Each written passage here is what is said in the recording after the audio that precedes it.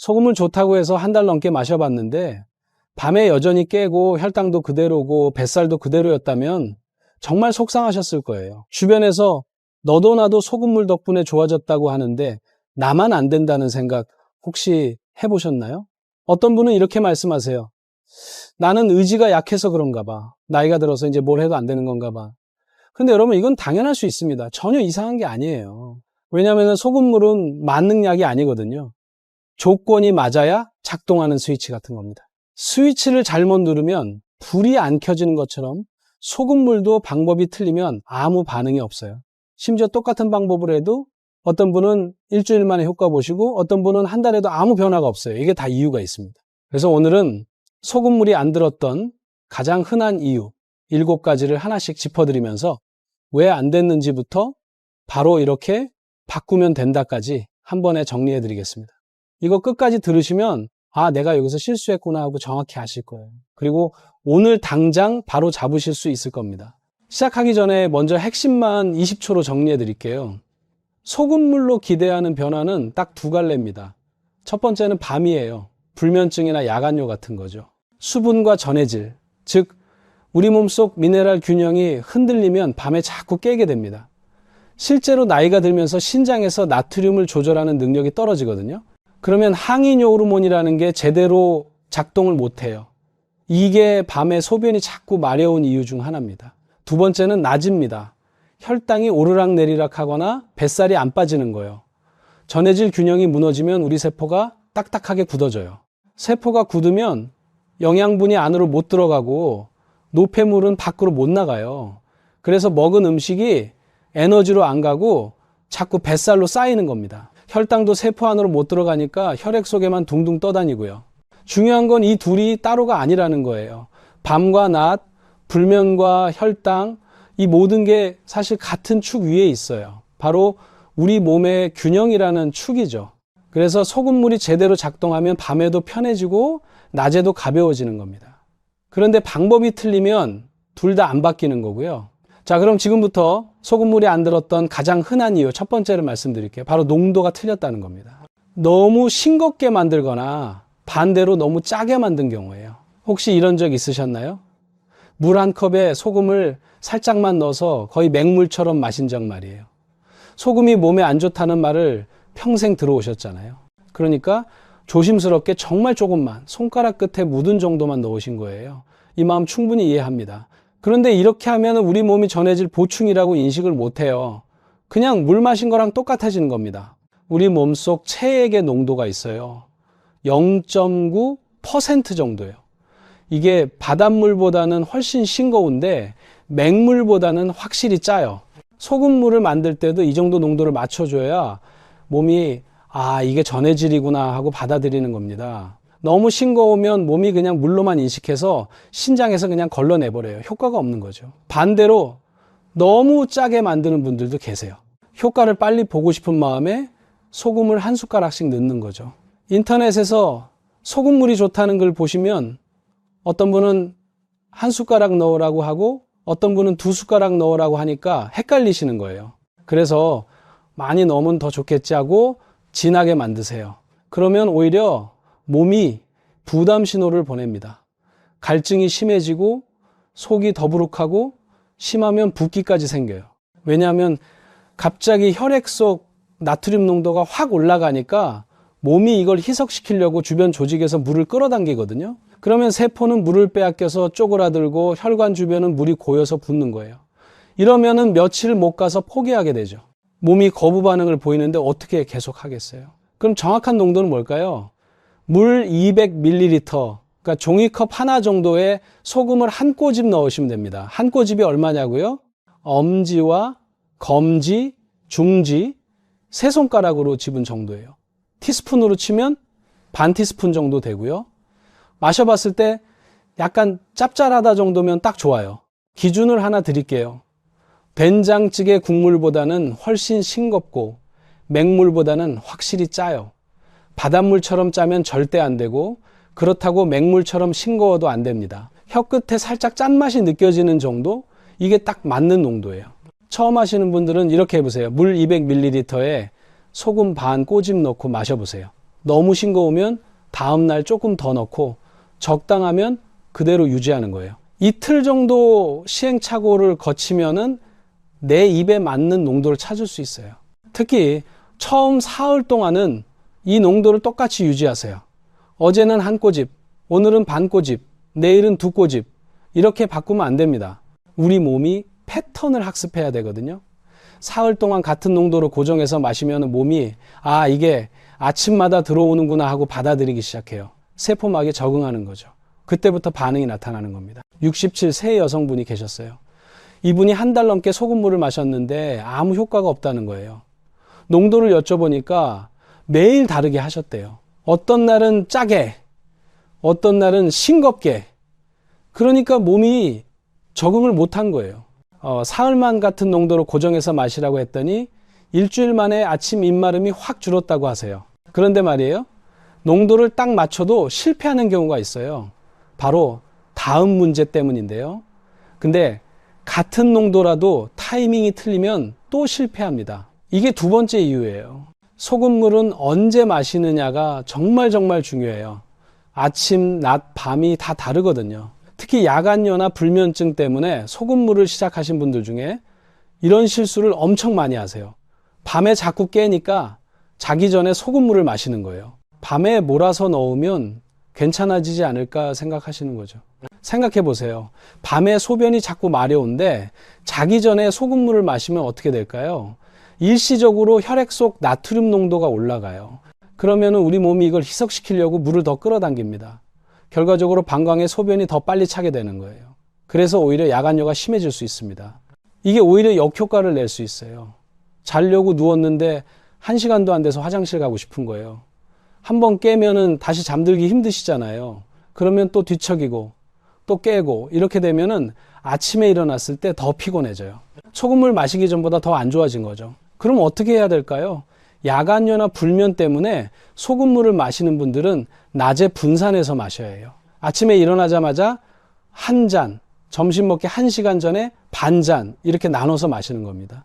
그러면은 하루 종일 전해질 균형이 유지되면서 밤에 소변이 몰리는 걸 막을 수 있어요. 왜냐하면 낮 동안에 나트륨을 충분히 보충해주면 항이뇨 호르몬이 제대로 작동하거든요. 이 호르몬이 밤에 소변을 농축시켜서 방광에 덜 차게 만들어줘요. 그래서 밤새 화장실 안 가고 푹 잘 수 있는 겁니다. 반대로 혈당이나 피로, 뱃살 때문에 소금물을 시작하신 분들은 공복이 중요합니다. 특히 아침 첫 식사 전 리듬을 활용하는 거예요. 밤새 비어있던 위장에 소금물이 들어가면 세포막이 확 깨어나거든요. 딱딱하게 굳어있던 세포가 말랑해지면서 영양분을 받아들일 준비를 하는 거죠. 그 상태에서 식사를 하면 혈당이 급격히 오르는 걸 막아주고 먹은 음식이 에너지로 잘 쓰이게 됩니다. 만약 식사 후에 소금물을 마시면요, 이미 위장에 음식이 있으니까 흡수가 느려져요. 효과가 절반으로 줄어드는 거죠. 실제로 65세 남성분이 계셨는데요. 이분이 저녁에 소금물을 마셨어요. 밤에 덜 깨려고요. 그런데 오히려 더 자주 깨게 된 거예요. 왜 나만 안 되지 하고 포기하려던 찰나에 타이밍을 바꿔봤습니다. 아침 공복과 오후 세시 이렇게 두 번으로 나눠서 마신 거죠. 그랬더니 일주일 만에 밤에 깨는 횟수가 절반으로 줄었다고 하세요. 타이밍만 바꿨을 뿐인데 완전히 달라진 거예요. 같은 농도, 같은 소금, 같은 양인데 언제 마시느냐에 따라 결과가 정반대가 될 수 있어요. 그래서 소금물은 양보다 언제 마시느냐가 더 중요할 때가 많습니다. 정리하면 이렇습니다. 야간뇨나 불면 있으신 분은 낮에 나눠서, 혈당이나 뱃살 때문이신 분은 아침 공복에 한 번에, 이게 기본 원칙이에요. 그런데 타이밍이 맞아도 물 자체가 부족하면 반응이 안 납니다. 이게 세 번째 이유예요. 많은 분들이 이렇게 생각하세요. 소금물 한 잔 마셨으니까 오늘 수분 섭취 끝이다. 그런데 이게 큰 오해예요. 소금물은 하루 수분 리듬의 시작 버튼일 뿐이에요. 전해질은 물과 함께 움직이거든요. 물이 부족하면 전해질이 제대로 작동을 못해요. 쉽게 설명드릴게요. 소금물을 마시면 우리 몸속 세포들이 문을 열어요. 영양분을 받아들일 준비를 하는 거죠. 세포막에 있는 통로들이 활짝 열리면서 자, 이제 들어오세요 하고 기다리는 겁니다. 그런데 정작 들어올 물이 없으면 어떻게 될까요? 세포는 문만 열고 텅 빈 상태로 있게 돼요. 마치 손님 받을 준비를 다 해놨는데 손님이 안 오는 거랑 똑같아요. 오히려 갈증만 더 심해지고 피로감까지 느낄 수 있습니다. 왜냐하면 세포가 문을 열어놨는데 채울 수분이 없으니까 세포 안이 더 건조해지거든요. 그래서 소금물을 마신 후에는 하루 종일 물을 꾸준히 마셔야 해요. 한 번에 많이 마실 필요는 없어요. 1시간에 한 번씩 반 컵 정도만 마셔도 충분합니다. 중요한 건 자주 마시는 거예요. 생각해 보세요. 화분에 물 줄 때 한 번에 왕창 부으면은 흙이 물을 다 받아들이지 못하고 밑으로 빠져나가잖아요. 조금씩 자주 주면 흙이 물을 꾹꾹 머금어요. 우리 몸도 똑같아요. 한 번에 물 500ml 마시는 것보다 100ml씩 5번 나눠 마시는 게 훨씬 좋아요. 그러면 소금물로 열린 세포문으로 수분이 계속 들어가면서 몸 전체가 촉촉하게 유지됩니다. 세포가 물을 머금으면 노폐물도 잘 빠져나가고 영양분도 잘 들어가고 에너지 대사도 원활해져요. 이게 다 물이 충분할 때 일어나는 일이에요. 70이 세 여성분이 계셨어요. 소금물을 한 달 넘게 마셨는데 입이 자꾸 마르고 피곤하다는 거예요. 알고 보니 이분이 소금물 한 잔만 마시고 하루 종일 물을 거의 안 마신 거예요. 나이 드니까 화장실 가기 귀찮아서 일부러 물을 적게 마셨다고 하시더라고요. 그 마음도 이해는 가요. 화장실 자주 가는 것도 힘든 일이니까요. 그런데 물을 안 마시면 소금물 효과를 볼 수가 없어요. 그래서 물을 조금씩 자주 마시라고 권해드렸어요. 컵에 물을 담아서 거실 탁자에 놓고 지나갈 때마다 한 모금씩 마시는 거죠. TV 볼 때도 옆에 물 두고 한 입 마시고 그랬더니 이틀 만에 입마름이 사라졌대요. 일주일 후에는 아침에 일어났을 때 얼굴 붓기도 확 줄었다고 하세요. 오후에 느껴지던 피로감도 많이 나아졌고요. 소금물은 똑같이 마셨는데 물만 자주 마셨을 뿐인데 이렇게 달라진 거예요. 물은 정말 중요합니다. 소금물만 마시고 물을 안 마시면 효과가 없어요. 아니, 오히려 역효과가 날 수도 있어요. 세포가 더 건조해져서 갈증이 심해지고 두통이 생기고 컨디션이 더 나빠질 수 있거든요. 여기서 많은 분들이 착각합니다. 소금 종류가 상관없다고요. 이게 네 번째 이유입니다. 어떤 분들은 그냥 집에 있는 맛소금이나 정제염을 쓰세요. 소금이면 다 똑같은 거 아니냐고 생각하시는 거죠. 어차피 짠맛 나는 건 다 같은데 뭐가 다르겠어? 이렇게 생각하시는 분들이 정말 많아요. 그런데 짠맛만 있는 소금은 목적이 달라요. 우리가 소금물을 마시는 이유가 뭐예요? 나트륨만 넣으려고 하는 게 아니잖아요. 미네랄 밸런스를 맞추려고 하는 거죠. 우리 몸에는 나트륨만 필요한 게 아니라 칼슘, 마그네슘, 칼륨 이런 다양한 미네랄들이 필요해요. 정제염이나 맛소금은 99%가 순수 나트륨이에요. 정제 과정에서 다른 미네랄은 다 제거하고 나트륨만 남긴 거거든요. 칼슘도 없고 마그네슘도 없고 칼륨도 없어요. 그냥 짠맛만 내는 화학물질 덩어리인 거죠.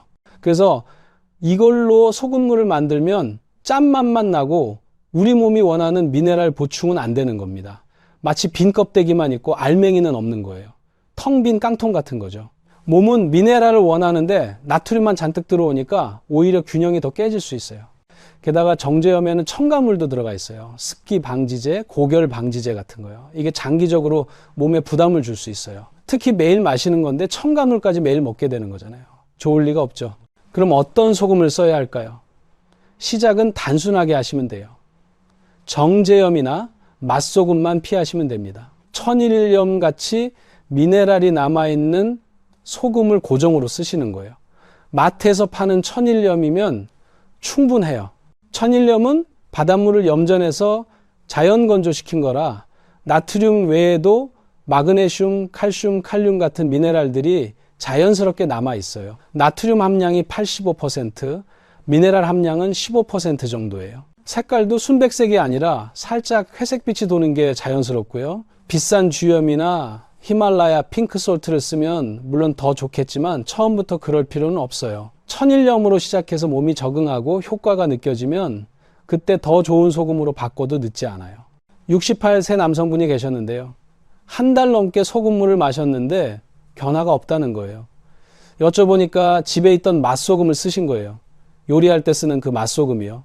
그래서 천일염으로 바꿔보라고 했더니 사흘 만에 아침 입맛이 확 살아났대요. 변비도 좀 나아지고요. 소금 종류 하나만 바꿨을 뿐인데 이렇게 달라질 수 있어요. 왜냐하면 몸이 진짜 원하는 건 나트륨만이 아니라 다양한 미네랄이거든요. 천일염을 쓰니까 몸이 비로소 이게 진짜 미네랄이구나 하고 받아들인 거죠.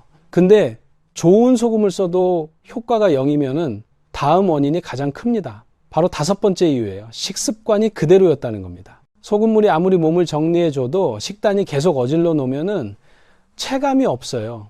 이게 정말 많은 분들이 놓치는 부분이에요. 소금물만 마시면 뭐든 다 해결될 거라고 생각하시거든요. 마치 마법의 물처럼요. 예를 들어 볼게요. 아침에 소금물 마시고 세포문을 활짝 열어놨어요. 세포가 영양분 받아들일 준비 완료 상태가 됐어요. 그런데 아침 식사로 식빵에 잼 발라 먹고, 점심에 라면 먹고, 간식으로 과자 먹고, 저녁에 치킨 먹으면 어떻게 될까요? 혈당이 급격히 올라가고 염증은 계속 생기고 붓기도 빠지지 않아요. 소금물이 정리하는 속도보다 식단이 망가뜨리는 속도가 더 빠른 거예요. 마치 한쪽에서 물 퍼내는데 다른 쪽에서 물을 계속 부어넣는 거랑 똑같아요. 아무리 퍼내도 물이 안 줄어드는 거죠. 특히 가공식품이 문제예요.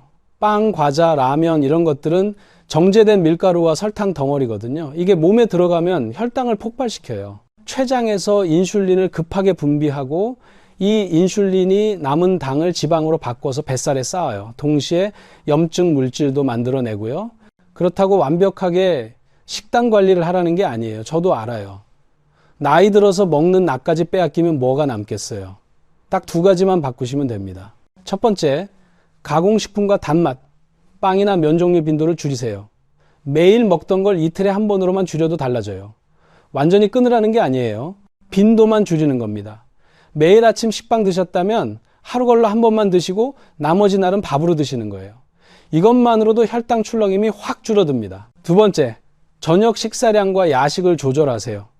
저녁을 평소에 80%만 드시고 밤 9시 이후에는 아무것도 안 먹는 거예요. 왜냐하면 밤에는 우리 몸의 대사가 느려지거든요.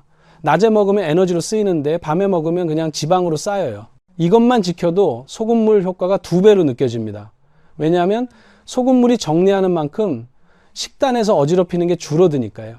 균형이 맞춰지는 거예요. 70세 여성분이 계셨어요.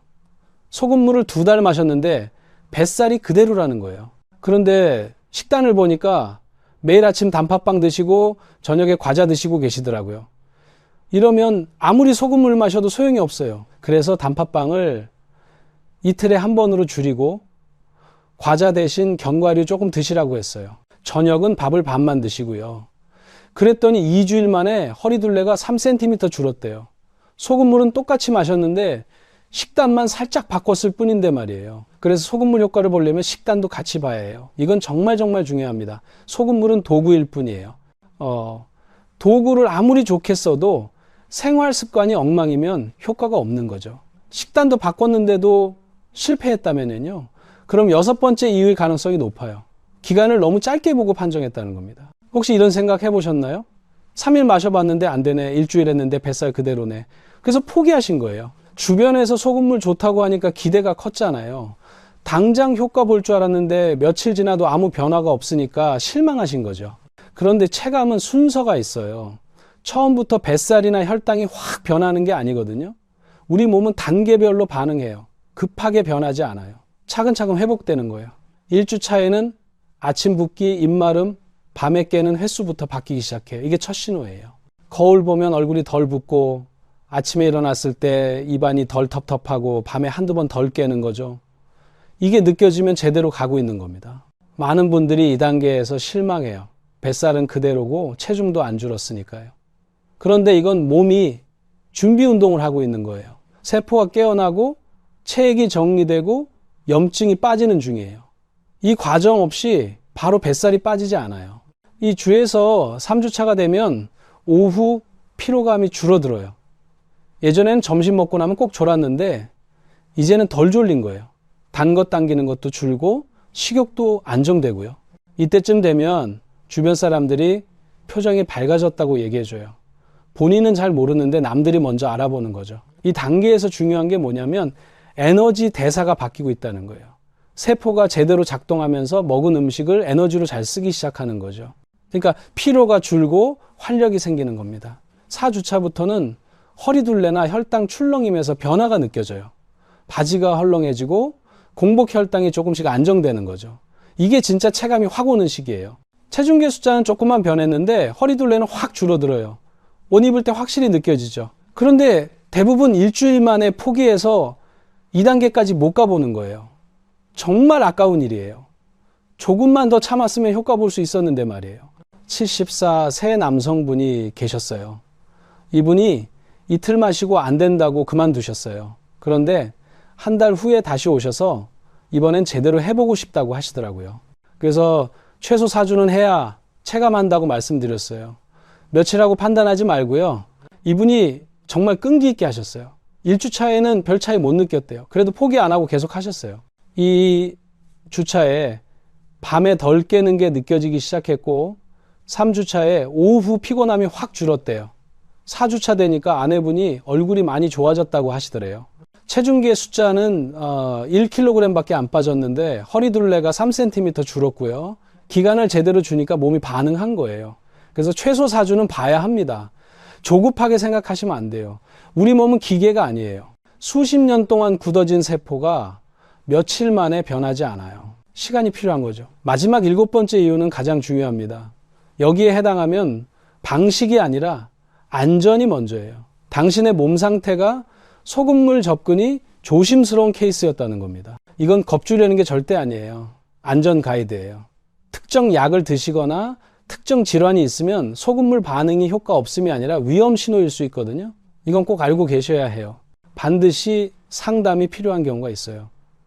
고혈압 약 드시는 분, 이뇨제 드시는 분, 신장 기능이 떨어진 분, 다리가 자주 붓는 분, 신부전 의심되는 분들이에요. 이런 분들은 소금물 시작하기 전에 꼭 담당 의사와 상의하셔야 해요. 왜냐하면 이런 경우에는 나트륨 조절이 매우 민감한 문제거든요. 고혈압 약 중에는 나트륨 배출을 조절하는 약도 있어요. 여기에 소금물까지 마시면 약 효과가 떨어지거나 혈압이 올라갈 수 있어요. 신장 기능이 떨어진 분들은 더욱 조심해야 해요. 신장이 나트륨을 제대로 걸러내지 못하면 몸에 쌓여서 붓기가 심해지고 혈압이 올라가요. 심하면 숨이 차고 가슴이 답답해질 수도 있고요. 특히 이런 신호가 나타나면 즉시 중단하셔야 합니다.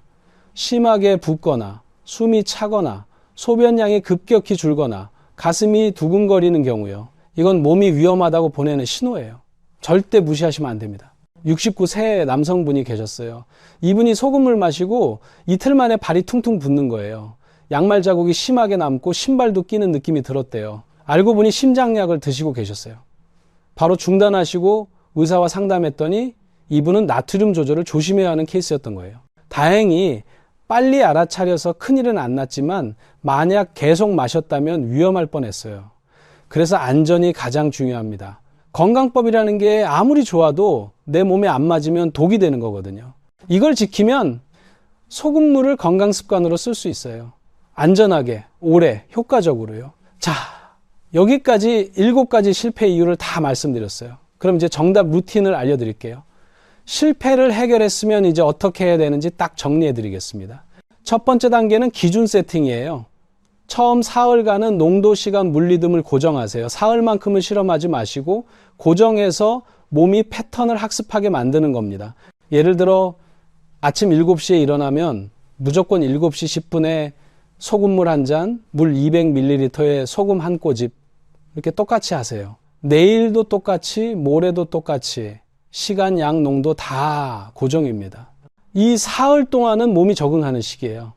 어떤 분은 소변이 좀 자주 마려울 수도 있고 어떤 분은 갈증이 좀 날 수도 있어요. 다 정상이에요. 몸이 새로운 리듬을 받아들이는 과정이거든요. 여기서 포기하지 마시고 사흘만 버티세요. 사흘이 고비예요. 두 번째 단계는 목적별 분기예요.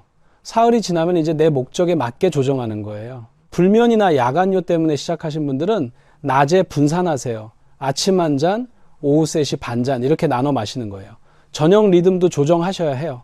저녁 6시 이후로는 물도 조금씩만 드시고 자기 2시간 전부터는 수분 섭취를 최소화하는 겁니다. 그래야 밤에 방광에 소변이 덜 차요. 혈당이나 뱃살 때문에 시작하신 분들은 첫 식사 전 리듬을 활용하세요. 아침 공복에 소금물 한 잔 마시고 20분 후에 아침 식사하는 거예요. 그리고 식단에서 딱 2가지만 교정하시면 돼요. 가공식품 빈도 줄이기, 저녁 식사량 줄이기. 이것만 지켜도 확실히 달라집니다. 세 번째 단계는 유지예요. 4주 동안 체감 순서로 점검하면서 지속하는 겁니다. 1주차에 아침 붓기와 입마름 체크하고, 2주차에 밤 각성 횟수 체크하고, 3주차에 오후 피로도 체크하고, 4주차에 허리둘레나 혈당 체크하는 거예요. 여기서 중요한 게 있어요. 뱃살이 먼저 빠지는 사람도 있고 밤에 덜 깨는 게 먼저인 사람도 있어요. 사람마다 순서가 다를 수 있다는 거예요. 그래서 내 몸의 변화를 잘 관찰하셔야 해요. 체중계 숫자에만 집착하지 마시고 전체적인 컨디션을 봐야 합니다. 자, 이제 많은 사람이 놓치는 진짜 핵심 3가지를 말씀드릴게요. 이게 정말 중요해요. 끝까지 들어주세요. 첫 번째, 전해질은 단독이 아니라 수면, 식욕, 혈당 리듬과 묶여 있다는 겁니다. 소금물만 마신다고 해서 모든 게 해결되는 게 아니에요. 잠을 잘 자야 하고, 식욕이 안정돼야 하고, 혈당이 출렁이지 않아야 소금물 효과가 제대로 나타나요. 다 연결되어 있는 거예요. 그래서 소금물 마시면서 동시에 밤 11시 전에 주무시려고 노력하고, 과식 안 하고, 단 음식 줄이고 이렇게 같이 가야 해요.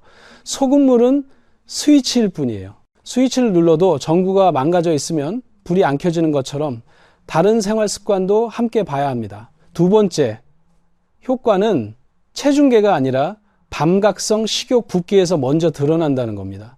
많은 분들이 체중계만 보세요.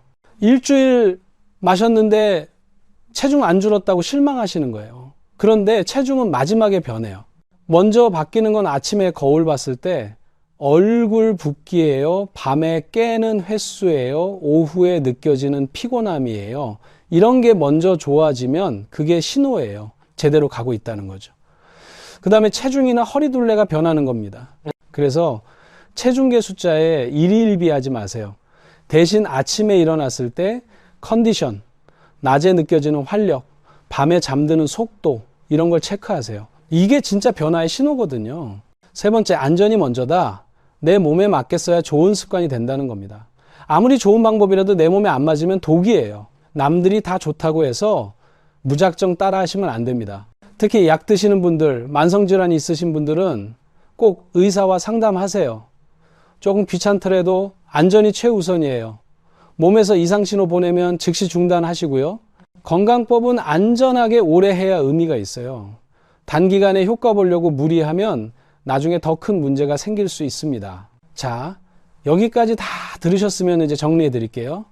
소금물이 안 들었던 건 대부분 7가지 조건 때문입니다. 농도가 틀렸거나 타이밍이 틀렸거나 물을 충분히 안 마셨거나 소금 종류가 잘못됐거나 식습관이 그대로였거나 기간을 너무 짧게 봤거나 몸 상태가 조심스러운 케이스였거나 이 7가지만 체크해서 바로 잡으면 소금물은 분명히 효과가 있어요. 다만 조급하게 생각하지 마시고 최소 4주는 꾸준히 해보세요. 그리고 안전을 최우선으로 생각하시고요. 혹시 지금 이 순간에도 소금물 해봤는데 안 됐다고 포기하려던 분 계시나요? 오늘 말씀드린 7가지 중에 내가 놓친 게 뭔지 찾아보세요. 분명히 있을 거예요. 그거 하나만 바꿔도 완전히 달라질 수 있어요. 다음 영상에서는 불면형 루틴과 혈당형 루틴을 더 구체적으로 알려드릴게요. 식사 시간표, 실제 예시 이런 것들 다 보여드리고요. 소금 종류별 비교, 농도 체크리스트, 체감 변화 기록지까지 부담 없이 따라 하실 수 있게 만들어 드릴 겁니다. 오늘 영상이 도움 되셨다면 좋아요 한번 눌러주시고요. 주변에 소금물 해봤는데 안 됐다는 분들 계시면 이 영상 꼭 소금물 좋다고 해서 1달 넘게 마셔봤는데 밤에 여전히 깨고 혈당도 그대로고 뱃살도 그대로였다면 정말 속상하셨을 거예요. 주변에서 너도 나도 소금물 덕분에 좋아졌다고 하는데